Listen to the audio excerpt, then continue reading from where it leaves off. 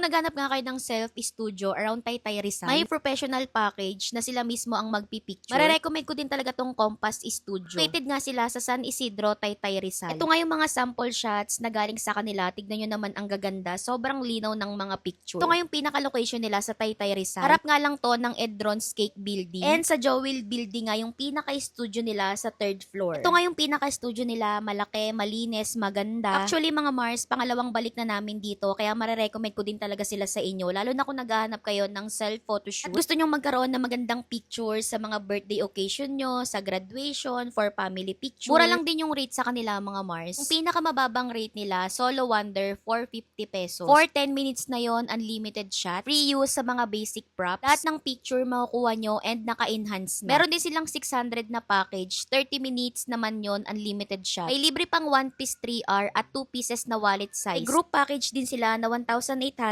40 minutes unlimited shots naman yun. May libre ng 1 piece A4 frame, 2 pieces 3R at 4 pieces na wallet size. Bali yung package nga na kinuha namin is Fam Adventure. 1,400 naman yun. 40 minutes unlimited shots. Tapos nag-add lang kami ng professional package para sa birthday photoshoot ni Cassie. Kung magbe-birthday photoshoot nga kayo para sa anak nyo, mas okay na kunin yung professional package. Kasi sila mismo yung magpipicture sa bata. Sila na nga din magbibigay ng props at sila na nga din mag-iisip kung anong pose yung gagawin ng anak nyo. Kaya kung gusto nyo magkaroon ng magandang picture, family picture, naghanap din kayo ng self-studio around Taytay Rizal. Recommend ko din talaga sila sa inyo. Sobrang gaganda ng mga picture, ang linaw, quality talaga. Tignan nyo naman yan. Kung pupunta pala kayo, need nyo munang magpa-schedule, i-message nyo nga lang sila sa FB page nila.